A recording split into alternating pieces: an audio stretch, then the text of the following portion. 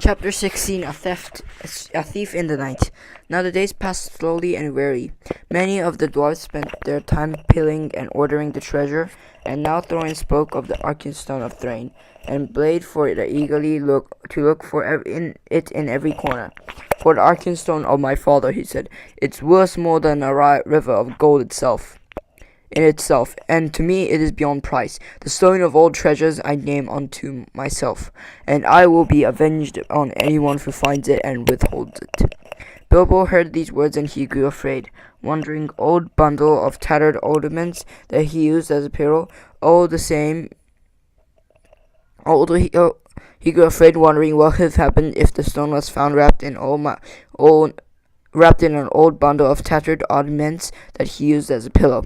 All the same, he did not speak of it, for as the weariness of the days grew heavier, the beginning of a plan had come into his head.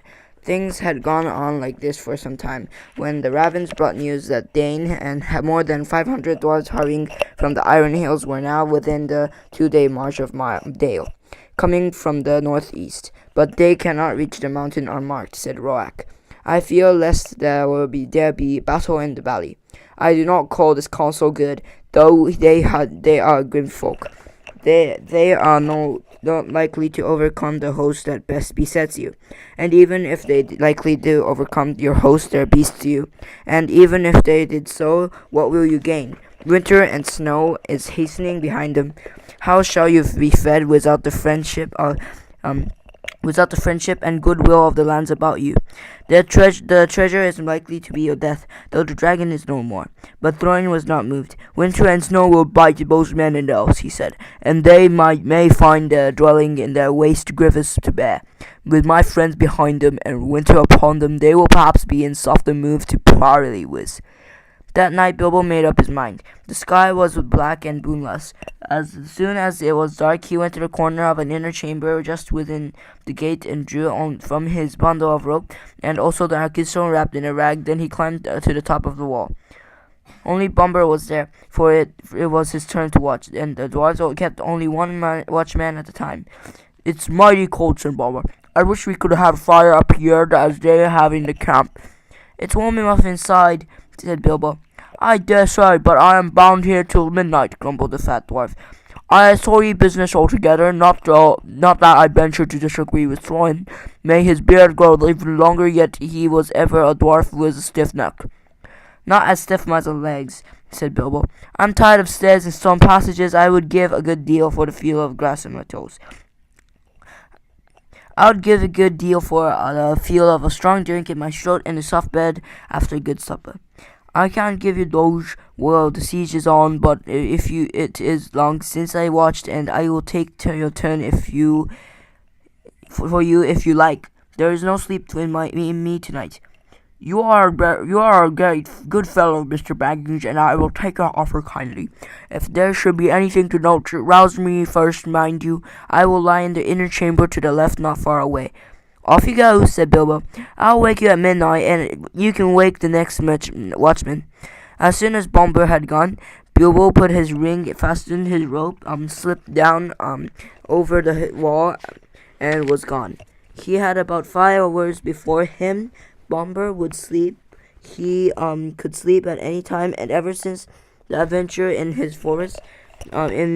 the forest, he was always trying to recapture the beautiful dream he had then. And all the others were busy with Thorin. It was unlikely that even Philly and Killy would come out on the wall until it was their turn. It was very dark in the road after a while, when he left the newly made pass and climbed down towards the lower course of the stream. Was strange to him. At last he came to the bend where he had to cross the water if he had make for the camp as he wished. The bed of the stream was not easy for the little hobbit. He was nearly across when he missed his footing on a round stone and fell into the cold water with a splash. He had barely scrambled out on the far bank, shivering and spluttering, when up came elves in the gloom with bright lanterns and searched for the cause of that noise. That was no fish, one said. There's a spy about. Hide your lights. They will help him more than us. if it is that queer little creature that is said to be their servant. Servant indeed, snorted Bilbo, and in the middle of his snort he sneezed loudly, and the elves immediately gathered towards the sound. Let's have a light, he said. I'm here if you want me.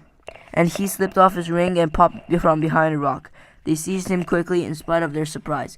Who are you? Are you the dwarf's hobbit? What are you doing? How did you get so far past our sentinels? They asked one after another. I'm Mr. Bilbo Baggins, he asked. Companion Throwen, if you want to know, I know your king well by sight, though perhaps he doesn't know me to look at, but Bard will remember me. And it is Bard I particularly want to see. Indeed, said they. And what may be your business? Whatever it is, it's my own, my good elves. But if you wish to ever to get back on your own woods, good from this cold, cheerless place, he answered, shivering, you will take me along quick to your fire, where I can dry, and then you will let me speak to your chiefs as quick as may be. I have only an hour or two to spare.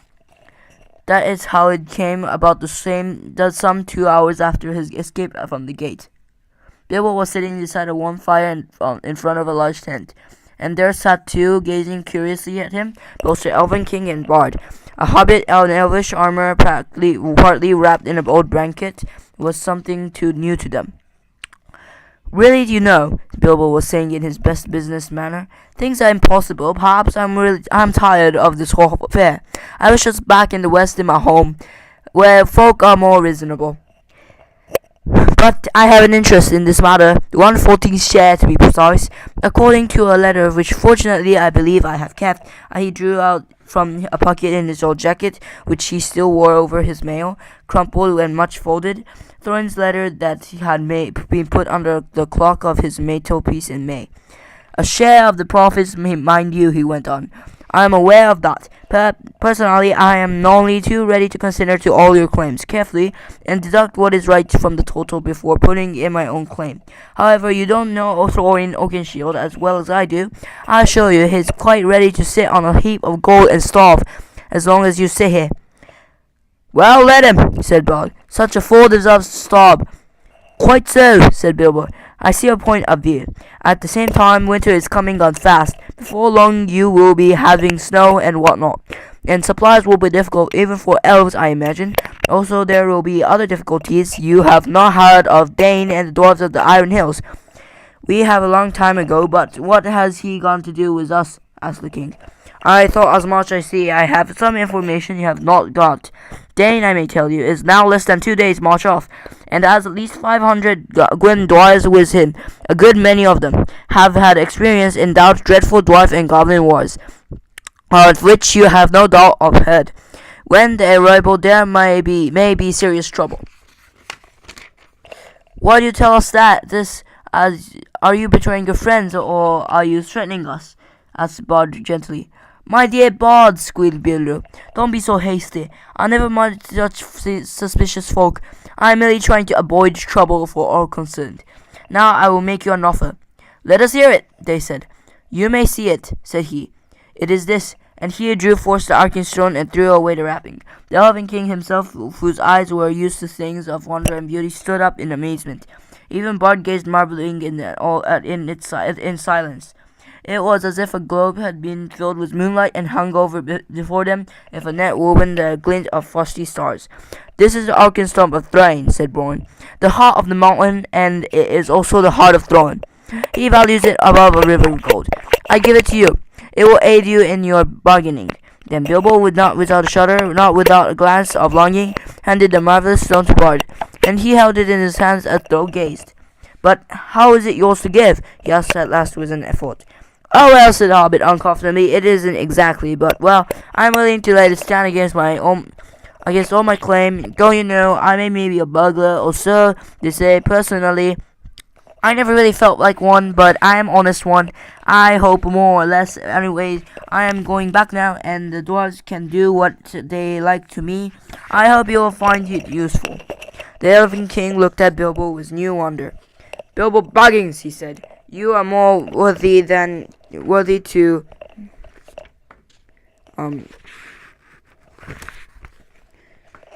You are more worthy to wear the armor of elf princes than many that have looked more commonly in it, but I wonder if Thorin Oakenshield will see it so.